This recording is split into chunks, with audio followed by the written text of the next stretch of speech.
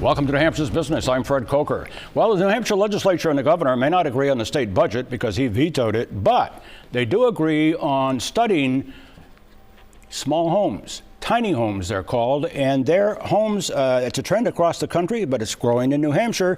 These are houses of a few hundred square feet, but the problem is they're not recognized by local zoning and planning regulations or by the state's old residential building codes. And that is the issue. But here are some facts. Typical tiny house between 100 and 400 square feet, a cost between $10,000 and $40,000.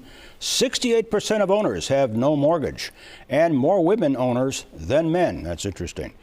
Tiny house issues, finding a place where they're allowed, building codes, fire codes, safety codes, residential zoning laws, utility and septic connections. And here is House Bill 12. This is the bill that has created a study that's going to be done during the summer.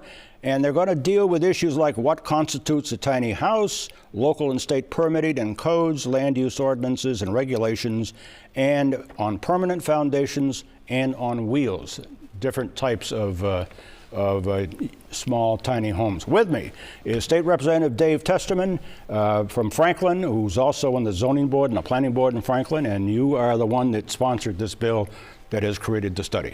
Right. Welcome. We both created the issue, and I'll eventually have to deal with the solution. What caused you to sponsor the bill? I'll be very frank. I have a friend who is a realtor. Yep. He came to me and said, I've got this idea, and he sold me on it. He sold you on it. What is this? This committee's going to start meeting this summer, right? I think it will probably meet in September. We're not really allowed to meet in the summertime, and it should start in September. What do you have to look at in order to allow these tiny homes to be sited in this state? Because right now they can't be.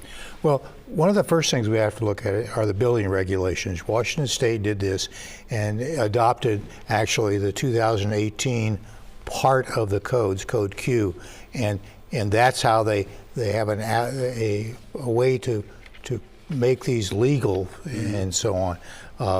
And hopefully we'll do something very similar to that, because we have to have something to gauge them against when it comes to construction, safety, and other things. So the charge to the committee is to come up with some rules by which local governments can site these tiny homes? Correct. Okay. Because there really is not a place where they're legal in New Hampshire. Right. And there has been I understand over in Hampton and Hampton Falls, there have been some issues with tiny homes where some residents tried to site them in their own yards, and of course that didn't fly. What's the objections at the local level on these, other than the fact they're not allowed? Well, what are they concerned about? One of the issues I've heard is just how do you get utilities to them? How do you get septic? How do you get water? But it's just like accessory dwelling units. It's a new thing.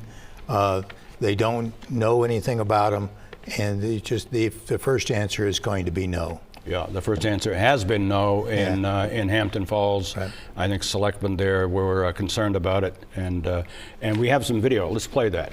Here's some video from, I understand, from 2015 story here in Channel 9 over in Hampton. And this is a video of a tiny home over there that was sited, or was attempted to be sited, and that became an issue. And you can see the outside, the inside. It is tiny. And the difference between this and a mobile home, Dave, is what? Well, mobile homes are regulated by HUD, Housing and Urban Development. Right. And they have very specific rules, a 6.5-foot ceiling. They're pretty much what you see all the time. A tiny home can be much taller. It can be, we would like it probably be about 13 feet, which will allow it to clear the obstacles on the freeway, and it'll also have a loft in it, and you just couldn't do that. Will this pass the legislature? Once your study committee comes back to legislature, is there a sentiment there to cite to approve some regulations for tiny homes? I think there is. I'm getting a lot of male people calling me, want to know, have we done it yet, and Yeah. so on. And that means that all the other legislators are getting it too. Legislators are getting it. So I think there's a sentiment to do it.